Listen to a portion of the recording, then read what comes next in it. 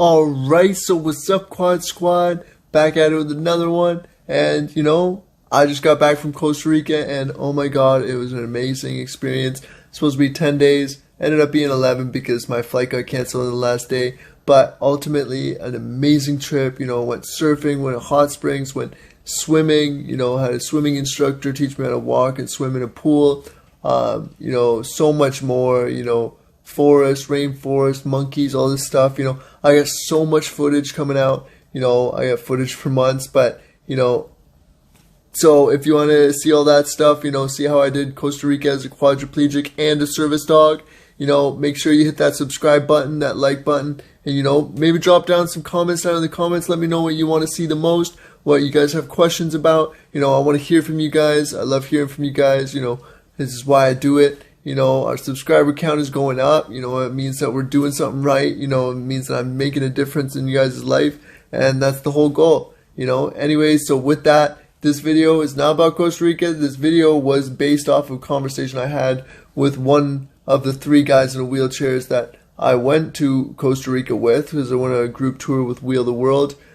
And I was talking to one of his wife, and we were talking about spasms, and how we manage spasms, and the benefits of spasms, and the negatives of spasms, and negatives of completely getting rid of spasms. And it made me think. I was like, what? I think I need to make a video about this, because I don't see a lot of videos out there. And everyone always tends to see spasms as a negative. And in my eyes, I truly do see spasms as a positive. At the same time, yes, spasms are irritating. Yes, sometimes they're a pain in the butt. But ultimately, the thing is, a spasm is your muscle contracting. So the thing is that my body has never gone like bone thin because I've had spasms. And I didn't really think about it until many, many years after. But, my experience with spasms is basically, right in the beginning of the accident, everyone was always talking about spasms and how, oh, they're so bad and they got the worst spasms. And I was like, I'm 16 at the time. I don't know how to assess what's bad spasms or good spasms. So I just kept going up, and on baclofen, making me drowsy, making me, whatever. And I didn't realize until many years after, I went up straight up to like 30 milligrams 3 times a day, which is a lot of baclofen. And, I never really tried to get off of it until like many years later. I was like, I don't really think it's doing much for me. My spasms are still crazy. They're not managed very well. It actually got to a point where I had to take painkillers like 30 minutes before doing my Hoyer lift and transferring into bed, because my spasms were absolutely ridiculous. Without going into, if I didn't take painkillers before going to bed, my spasms would just go nuts. Like it would be real painful. So basically I started taking painkillers before that so that my spasms would calm down before going to bed. Long story short, if you guys have been watching my channel for a while, I had some addiction issues back in the past, and I'm now 6.5 years clean. And in order for me to get my life back together, I had to get off painkillers. So the way I got off painkillers was I went on a medication called Suboxone. So it's an opiate maintenance drug, which, you can either do methadone, which is not as good. You're on it a lot longer. It's really just a money train. Or you can go on Suboxone. Suboxone, you get off of the drugs a lot quicker. They manage it a lot better. You don't have as much withdrawal. And, it's a longer acting drug. And you can't get high on top of it. So it's kind of like a win-win. So long story short, so I went on Suboxone to get off of painkillers. And, they bring you down to where you're in a withdrawal a little bit. Then they switch you over to Suboxone. Withdrawal's gone. Helps with your pain, so you're not as much pain during withdrawal. And it did wonders for my spasms. Like, made it like 90% better than even when it was on painkillers. And I was like, holy crap, this is awesome.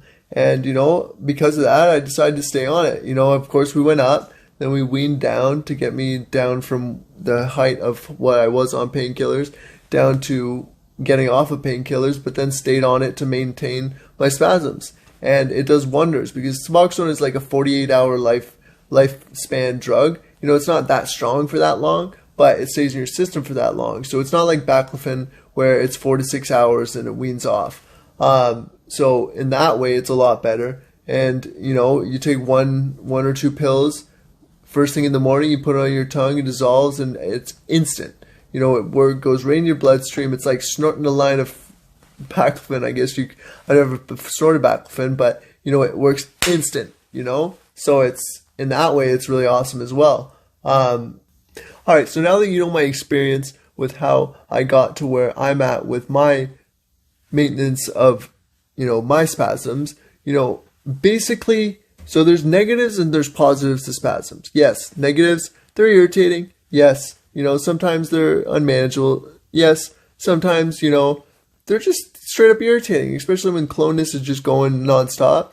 But at the same time, as much as it's irritating, it also is keeping those muscles working. It's keeping those muscles contracting. Although it's not voluntary, it's still making it so that you're not losing those muscles as quick as you would if you weren't, if you didn't have spasms, you know? So a lot of people are like, okay, you know, spasms are bad. You know, baclofen's not working. This isn't working. All right, let's go to the baclofen pump and just completely get rid of them. You know, it's not my first time I've heard somebody go on a baclofen, completely get rid of them, and then they lose all of the muscle. You know, they lose all the muscle in the legs, they go thin, etc. You know, so it's like you gotta learn to, like, you know, weigh the risks, the pros, the cons, and figure out, okay, you know, do I have the goal of walking again? Do I have the goal of getting stronger again?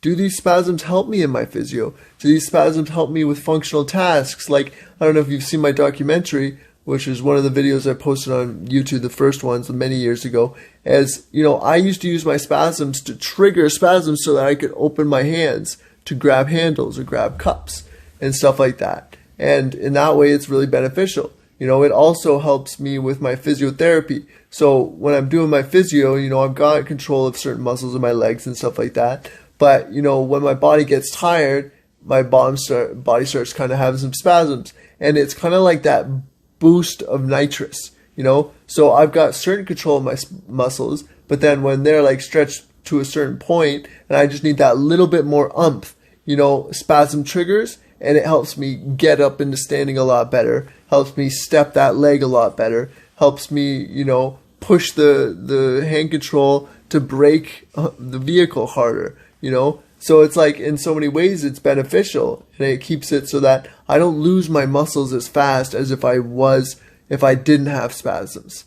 you know? And for those reasons, there's so many pros and cons to the list, but ultimately, you know, you just have to figure out what treatment works for you, how much spasms can you deal with, and how much do you need gone in order to give you a quality of life. And, you know, you're gonna have to work through that with your doctor, but, you know, there's many different treatments of it. So we all know baclofen makes you drowsy, you know, doesn't really work very well for me, you know, and, you know, just like any drug, your body gets used to something. Number 2 is dantrium. So the difference between dantrium and baclofen works in your spine and in those nerves. Dantrium works in the muscle. So it just works in different parts of the body. So I'm on baclofen and on dantrium. I find dantrium helps more with the tightness and, yes, spasms, but baclofen helps more with like the full body spasms where it's like, you know, and it makes my whole body spasm. But ultimately, baclofen doesn't do a lot for me, so I weaned down. I had to wean down off of it to be part of this skin surface stimulation study, which really made it a priority to wean down. I went from 30 down to 15 3 times a day. Then after I finished that, I weaned down further, and now I'm at 5 3 times a day, and I haven't noticed any bit of a difference. But that's because I'm on Suboxone, and Suboxone does such a great job for my spasms, you know. And yeah, so then those are 2 things, you know. I mean, dantrium and baclofen makes you drowsy, etc. Suboxone doesn't so much, especially if you're on a low dose like me. And then the other thing is Botox. Botox, I mean, I tried Botox for my clonus in my legs, but the thing is that I tried it and it didn't make a huge difference, and I find that when it wore off, it kind of made them a little worse. And at the same time, I didn't want to, you know, kill those nerves. I didn't want to make it so I couldn't control those muscles. And, you know, I didn't see such a benefit that it was like, okay, you know, let's keep doing this. So I tried it. I didn't like it. I just continued on with what I do.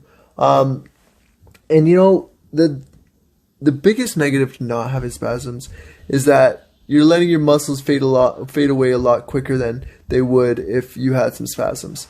You know, so I think it's beneficial for every person with a spinal cord injury to at least have some spasms, so that, you know, it keeps those muscles, keeps that fat tone, you know, all of that stuff.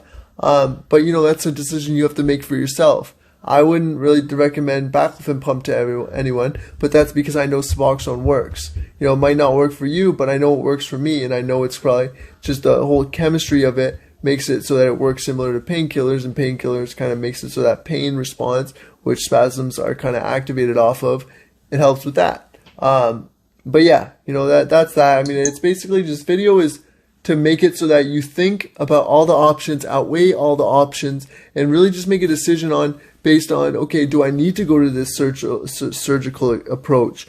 Do I try this, and this before getting to this? You know, it's your body. You got to figure out what works better for you, what you need in your life, what quality of life you need. You hate spasms and then you don't benefit from them at all.